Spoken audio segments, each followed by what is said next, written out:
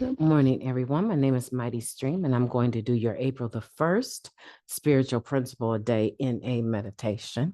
I hope you're having a wonderful morning. If you need to reach me, feel free to do so at recoveryofhope21@gmail.com. Let's go ahead and get into that meditation. April the 1st is entitled, That Energy of Empathy. That wordless language of recognition, belief, and faith, which we call empathy, created the atmosphere in which we could feel time, touch reality, and recognize spiritual values long lost to many of us.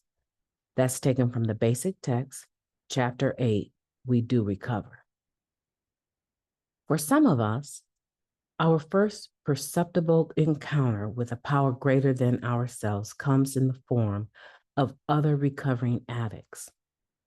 We find it in that vibe we feel in the rooms of NA. Many of us pick up on it even before we've taken that leap and given abstinence a try. We sense this energy unlike anything we've experienced elsewhere. One addict described it this way: I felt oddly connected to these complete strangers, and they seemed to know me, to understand, and to genuinely want to help. Putting this intriguing something into words is difficult at best and runs the risk of becoming quickly outdated, since the words to describe it change with the times. To our ear, our predecessors' attempts to explain it may sound pretty trippy today. It's hard to capture the essence of this almost indescribable thing in words. Had our French-speaking members written We Do Recover, they may have used the phrase Je n'ose boire. That's a bad attempt at French, which translates literally to I don't know what, but signifies something more in its naming of the unnamable. As the basic text notes, the problem with literature is language. To be sure, the atmosphere of recovery we find in NA is intangible. Maybe it's too cosmic or mystical to pin down in a description that will stand the test of time and translation. Even so, groups and service bodies sometimes find it useful to talk about how we support or create an atmosphere of recovery. Most will identify empathy as a key ingredient. Perhaps empathy stands out as central to our atmosphere because it's a quality that's been missing in our lives when we get to the rooms. Nevertheless, we recognize and respond to the empathy like it's a long lost friend. The world has little empathy for using addicts. They haven't been where we've been. NA is different, and thank goodness it is. I will listen with my heart today and empathize with the struggles and victories of fellow members.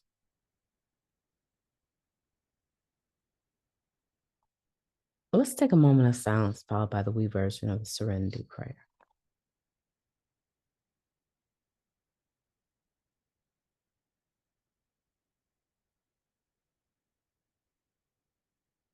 Thank you. God, grant us the serenity to accept the things that we cannot change, the courage to change the things that we can, and the wisdom to know the difference. Just for today, please and thank you.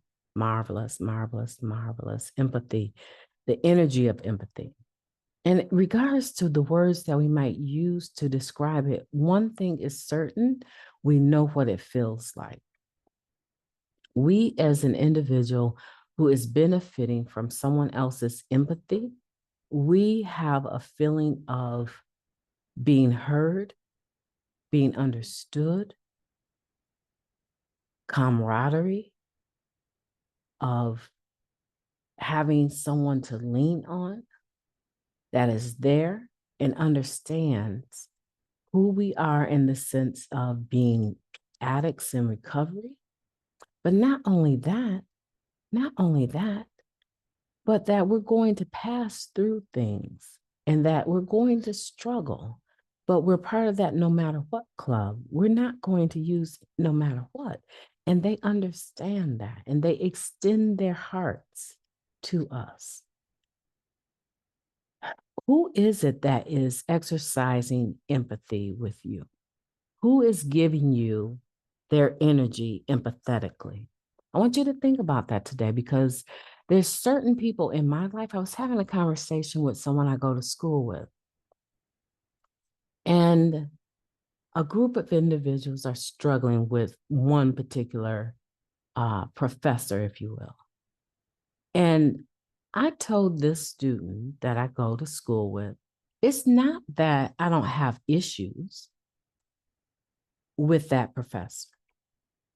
One, if it's something I can handle, I take it directly to that professor.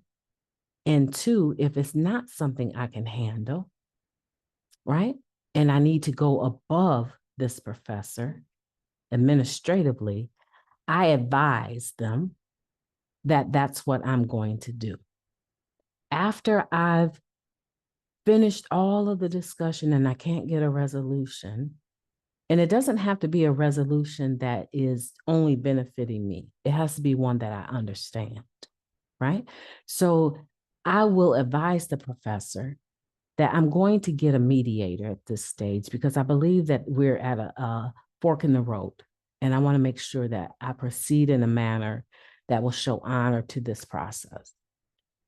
And the other thing that I do is I have a couple of individuals that I trust, blood relatives that I trust, that if I need to vent about any professor, I bounce it off of them. I don't take it to other students because there's no way you can take it to other students and not affect their opinions and the morale of the whole cohort, right? So I know what empathy feels like for me. There's an energy where someone says, I'm standing with you. I'm standing with you. And it's not just sympathy, right? I know how that feels. And I'm hoping that you know who your empathetic allies are and that you reach out to them and just tell them today, you know what, thank you so much. I don't know how I would have made it through that situation without you. And because of your empathy with me, I feel like I came out on the better side. Just take a moment to show some gratitude for them. Now, that's part A of this. Now, part B of that is, who can I be more empathetic with? Who can I show more empathy to? And I want you to consider that.